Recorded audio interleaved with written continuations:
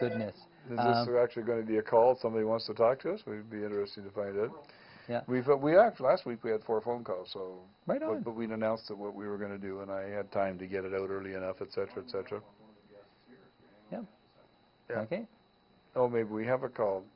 Maybe we have a phone call. I think we do. And yeah, we'll just answer it. We might break into mortgages and talk about income tax for a second. Sure. I think your mortgage architect compadres will actually enjoy this and will stimulate them to go out and learn more about how to make their mortgage deductible. I think they should. Yeah. Personally, we got somebody to talk to there, Richard? We do. It's a cross-border tax question. Well, let's talk to them. Go for it. This is good. Then can learn something too at the same time. Thank you. And that's what I like about you. You always want to learn something. www.david-ingram.com. Oh, they're just phoning. They're not even on the show. So, looking back at stuff, before we can take that question, I was going to say there's some. We talked about tax-deductible mortgages. We've talked about bankruptcies and what you need to do to reestablish credit, which is ultimately important. How about the Canadians who are first coming to this country, new Canadians, and they're coming here and they need to establish credit? Well, let's do that next if we can take this phone call. Yeah. Now, the lady is sounds like the person can't get into the program. Yeah. So let's talk about it. New Canadian comes to the country. What do they do? Well,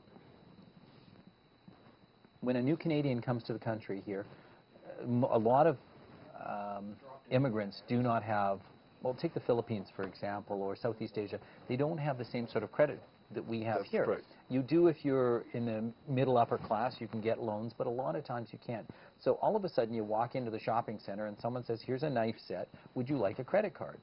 Or would you, and they give you something free and they get a credit card and they get another one and they get another one. I've seen clients have 5, 10 credit vehicles and they really shouldn't. They need, in my opinion, they need a couple of credit cards and a line of credit to establish their credit history. And I know one of my clients, when she arrived, the first thing we did was we encouraged her, we had her sit down and fill out a application for a secured credit card. And that application for the secured credit card was put in within 11 months, 11, 12 months. She had about $11,000 to $12,000 of unsecured credit across her credit cards. And recently I'm putting a mortgage in place for her.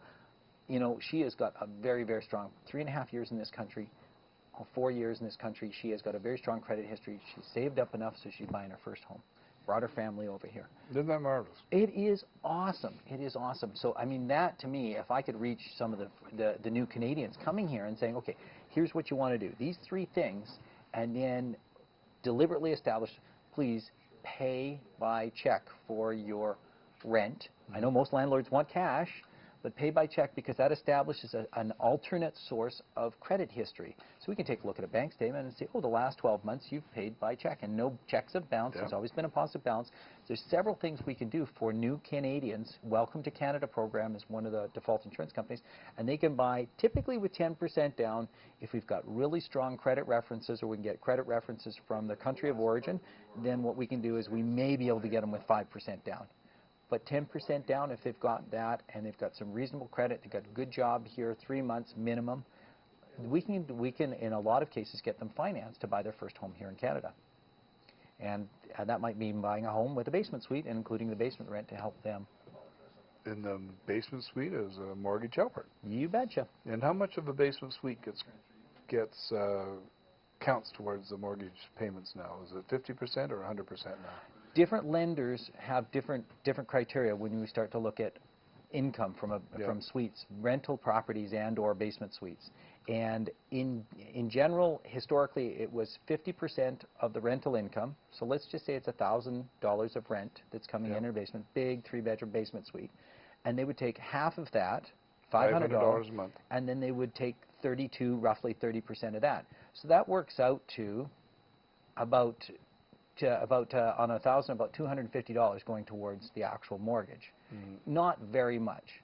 If we use a different lender, which will use what we call an 80% rental offset, out of that $1,000 they'll take $800, and they'll go directly pay the principal, interest, taxes, and heat attributable to the housing cost Yep. there, and then the applicant's income goes to pay the rest.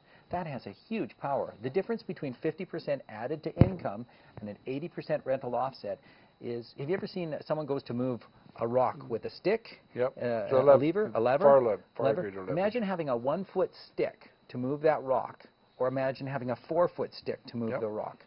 That's the difference in power that 80% rental offset has. So CMHC will allow lenders to use an 80% rental offset. Not all lenders will do that.